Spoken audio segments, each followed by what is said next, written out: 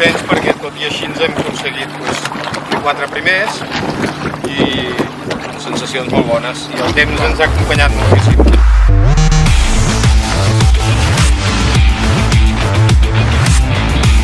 Molt bé, han sigut moltes regates, petitones, moltes maniobres, molt divertides i és un campionat que ha estat molt renyit.